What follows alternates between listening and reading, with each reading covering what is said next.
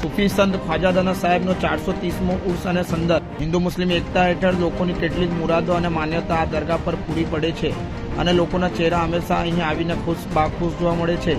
શહેર સુરતમાં ખ્વાજા જમાલુદ્દીન નક્શબંધી હજરત ખ્વાજાદાના સાહેબના 430મા ઉર્સના મોકે લોકોને ખૂબ ખૂબ અભિનંદન। આજે તારીખ 7ના રોજ પરચમના દિવસની જનસેલાબનો એક વિડીયો આપ નજરે જોઈ શકો છો।